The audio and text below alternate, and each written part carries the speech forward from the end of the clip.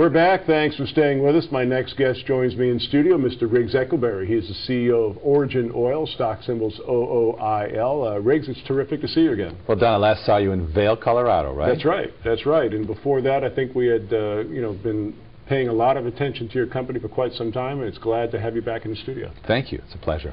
Now, just to bring everybody up to date, we have a lot of new places that are catching MoneyTV. The company describes itself as developing a technology to produce biofuel from algae. Can you tell us the focus of that technology? We're really a technology company that's going after the use of algae to essentially compete with petroleum for fuel, for chemicals, with the added benefit that it's potentially food.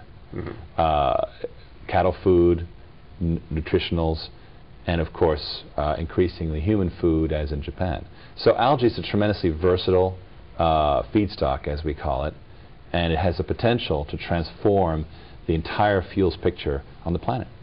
It's really amazing. Now, as I mentioned, we're reinitiating coverage of the company this week. We had spoken to really first time a couple of years ago. And the company's undergone a tremendous change during that period of time. You've gone from being strictly a research and development company to a company that's actually achieved your first paying customer. How's that going, and tell us about that. Yes. Well, we worked for a long time to put in place a significant patent portfolio of key discoveries in algae production. But eventually you've got to take it out there and prove it. Yeah. Now, we're not in the business of getting a lot of customers. We really plan to embed our technology in other people's systems, essentially private label or license the technology, but you've got to prove it in the real world. Right. So we're selecting a very small number of potential customers. We started with this wonderful company in Australia, which is in the business of sucking up the CO2 from the power plants and converting it to algae, which is a win-win for the world. Of course. That's exciting. Now, when we first began covering your company a couple of years ago, I think most people, when they first saw the profile and the interviews, were thinking, well, I'd never really heard of algae as a feedstock for biofuel.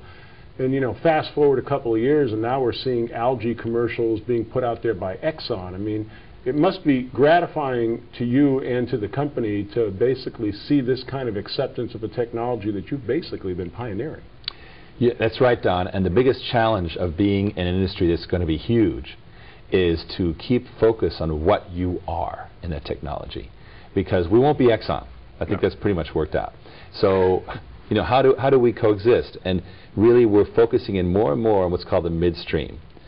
On the one end, you've got people making algae, and on the other end, you've got people refining it eventually into fuel and so forth. In the middle, there's a transformation that people really haven't worked out. It's the biggest reason people aren't making volume algae today, because it grows fine, and they know how to refine it. So what's in the middle? Algae sits in a vast amount of water, 1,000 to 1 water to algae. So if you take 1,000 gallons of water with algae in it, it gives you 4 quarts. Okay. It gives you a gallon of material to work with, and then you're going to get oil out of that, so you end up with maybe a quart of oil. So there's a huge problem with reducing that vast amount of water. Our technology to break that down and extract it is really the basis for our first big commercial win, and it's what defines us. Now, I know you mentioned having to prove it, and you mentioned Australia, but we've got a couple of sets of pictures that you brought with us that I kind of like to take a look at right now. The first has to do with New Mexico. Why don't you explain New Mexico, and let's walk through these pictures. Sure. Well, Don, earlier this year, we built a mobile lab. We call it Algae Max 1, and mobile algae extraction. There's no E there, it's just extraction. And this is a trailer that's fully equipped to extract oil from any site. The reason we built it is, obviously, we want to show it off. Sure. But more importantly, every site is different. There's a tremendous variation in water and algae types and so forth. Maturity of algae, all these things are huge factors. So we wanted to send it out to test these different sites. This particular trip was our first one. We took it to a integrated algae biorefinery, the only one in the United States, in Carlsbad, New Mexico. And we tapped into their algae, and sure enough, they use this incredibly hard water, and it's hugely saline, all these minerals. And so bingo, it was a chance to really try out a technology outside of the lab. And as you can see, we had a good road trip out of it, and the guys had a lot of fun, but it was a very good, productive first trip. Now, you also brought us a set of photos from what's going on in Australia. Let's walk through that. Well, that's really exciting. As you can see, first it starts with an artist rendering of what they plan to build. In the background, you've got that coal-fired power plant that's generating up to 10 million metric tons of CO2 per year. Wow. Right? By the time you're making enough algae to suck all that up, you're making 5 million metric tons of algae, which is vast by any measure. So what's happened is the big polluters have realized that algae is the cheapest and fastest way to suck up their CO2. Billions cheaper than other solutions.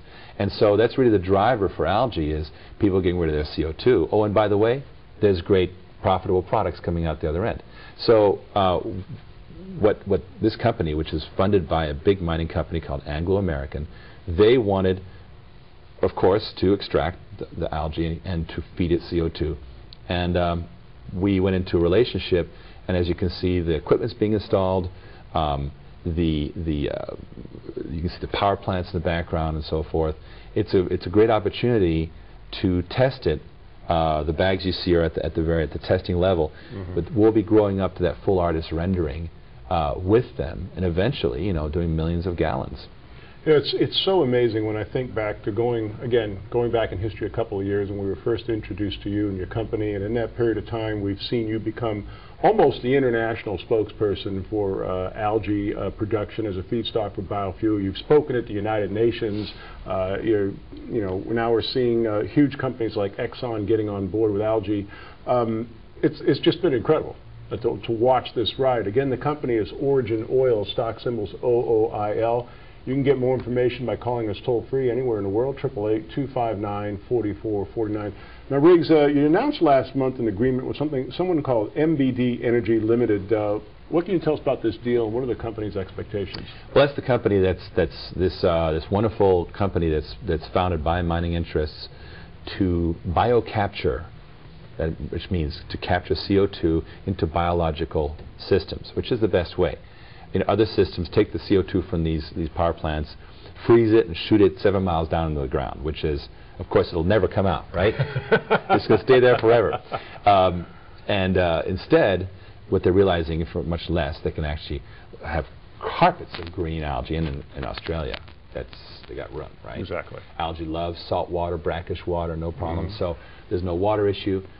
They just fell in love with it. MBD has become our strategic partner. Okay. Because we didn't just want a customer. Our technology is evolving at the speed of light.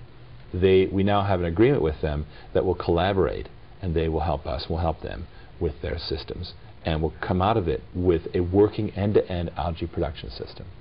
Now, I think everyone who's already following your company is saying, well, when's Don going to ask this question? So here's the big question. Big news this week. The company made an announcement that you have succeeded in producing hydrogen from the power of the sun at the same level of photovoltaics. Now, this is tremendous news. Tell us about this.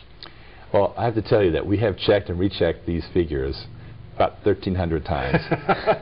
we have a veteran CTO who came out of oil and gas, and who also has been in renewables for several years. He put the oil that went into those flights, the Continental flight and the Branson flight and so forth. So he's a veteran of this industry, and he's got a reputation to protect. So we looked very hard at this process. What we've learned is while we're making algae, we're able to tap it for the hydrogen without using energy to get that hydrogen. Wow. That's the key. So where's the energy coming from? The sun. The sun's beating down on the algae. Algae is growing, that's all good. And at the same time, we're taking some of that energy and percolating it out as hydrogen. And the great part is then at night, when the sun or the lights go off, you've got the algae still generating hydrogen, which is pretty amazing. So we tested it with a very pared down system. We did hundreds of tests with different configurations, and we went, you know what? We are operating at an efficiency right in the middle between the lowest and the highest solar photovoltaic systems. We live in a world right now that is just insatiably hungry for renewable green energy sources. Having the ability to create renewable hydrogen has tremendous ramifications. Not only is it a $39 billion market today, but in addition, it is potentially a fuel for the future. Fuel cells, all kinds of ways to, it is the ultimate fuel. If we can get renewable hydrogen, as the National Renewable Energy Lab says, it's the holy grail. It's game over. So we're astonished at these developments. We're trying very hard to sort of keep it under wraps because we filed one patent, we're filing more as fast as we can, but it's working. We're making hydrogen, we're having to take security precautions, the whole thing. So it's super exciting. You've got a bunch of guys in black suits and dark glasses surrounding everywhere that you're going. You're probably out here in the green room, but I mean, you mentioned filing patents. How did you know? we have security cameras. But you mentioned filing patents one after another. Is this an intellectual property that you do truly believe you can protect? No question about it. The discovery is fundamental. It's like everything we do at OriginOil. It's relatively simple and low-tech. We don't need $1 billion particle accelerator to make it happen. It clearly makes the hydrogen, and we're not adding power to it. So it's just doing it. Wow. Now, there's a whole series of patents. You know, this is not the first time people have played with hydrogen. In fact, people have been trying to make hydrogen from algae for the last 150 years. I see. So it's not overnight. But we feel we found a way around the problem, which was that it generally took more energy to take it out than you got, or else you were killing off the algae. The algae thrives in our system and acts as a sort of storage system as well for electricity, quote unquote. I'm speaking in very unscientific terms. Of course.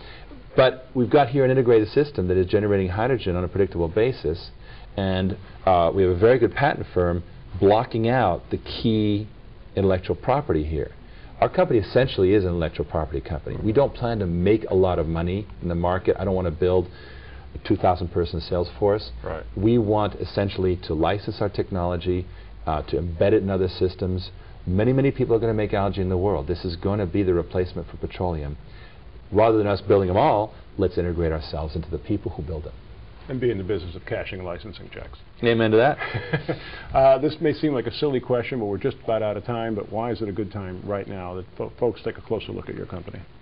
This is a perfect time for OriginOil because obviously we're in revenue, but we're not in huge revenue. Our technology just coming to market. The validation that is going to, I think, do wonderful things for the value of the company is just now starting to happen. I think we're sort of in that moment of held back breath before things, I think, really take off for the company. We love our supporters. Our investors are the best in the world, and the more the merrier. Again, OriginOil, OOIL. Riggs, we're so happy to be reinitiating coverage of the company. We'll be following you very closely over the next several months. I know that you're right here in Los Angeles. We'll be popping in to tell us how things are progressing. Thanks so much for joining us. Thank you, Don. It's a great pleasure.